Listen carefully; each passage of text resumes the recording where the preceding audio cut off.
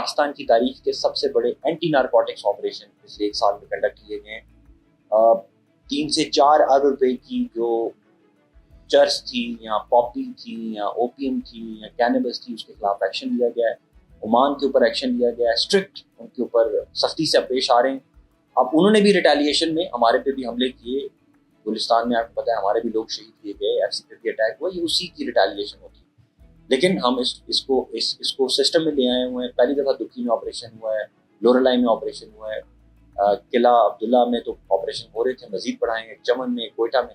تو اب یہ سارے اس طرح اسمگلنگ کا اتنا میسو آپریشن ہوا ہے. اگر آپ کو یاد ہو تو یہ چینی کی کمی ہو گئی تھی ایک دم, اس کو ہم نے کنٹرول کیا. پیٹرول کی کمی ایک دم انہوں نے کر دی, اس کو ہم نے کنٹرول کیا. تو یہ پورے مافیاز آپریٹ کر رہے تھے جن کو پہلی دفعہ احساس ہوا ہے کہ حکومت بھی کوئی چیز ہے, ایک نظام موجود ہے.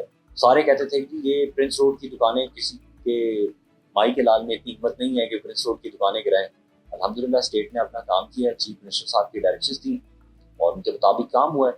پہلی دفعہ چمن کے لوگوں کے لیے 92 کروڑ روپیہ غریب لوگوں میں تقسیم کیا گیا پی آئی ایس پی کے. چمن کی ہسٹری اٹھا کے دیکھ لیں, 92 کروڑ تو کبھی شہر میں نہیں لگا. اتنی بڑی سبسڈی یہ ایک ملی ہے نا 92 کروڑ کی.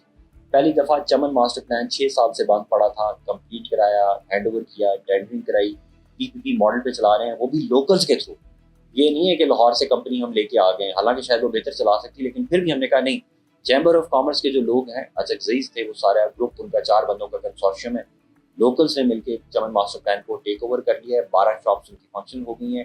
انٹرنیشنل ٹریڈ کے لیے آئی ٹی ایم ایس سے ان کے ساتھ کام کیا جا رہا ہے, نئی روڈ بنانے پہ کام کیا جا رہا ہے. Company as N S P V register کرایا جا چکا ہے اور اب وہ بہتری کی طرف جائے گی. دیکھیں, ہوم ڈپارٹمنٹ کے 3 کام ہیں. سب سے پہلے سیکیورٹی, ہر شہری کو سیکیورٹی مہیا ہو, شہری اور بزنسز ایک سیکیور انوائرمنٹ میں کام کر سکیں, یہ پہلا ٹارگیٹ ہے. دوسری چیز ہے اسٹیبلٹی, انسرٹنٹی نہ ہو. یہ جگہ جگہ ایک دم حملہ ہو گیا ہے, جگہ جگہ اٹیک ہو گیا ہے, بینک کو آگ لگا دیے, اسکول کو آگ لگا دیے, لیڈیز کی گاڑیاں لے گئے, تھانے کو لے گئے. اور تیسرا ہے ہماری لا انفورسمنٹ, کہ ہمارے تمام لا انفورسمنٹ کے ادارے پراپرلی ایک اچھی انوائرمنٹ میں کام کریں. بہت بڑا چیلنج ہے, حالات خراب ہیں.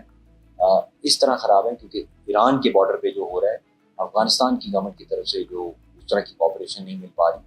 جو سی پیک کے پروجیکٹ کے خلاف آپ کو پتہ ہے لابی کام کر رہی ہے, انڈین پروسیس یہاں پہ کام کر رہی ہیں, فتنہ فارج کام کر رہا ہے, فتنہ ہند کام کر رہا ہے.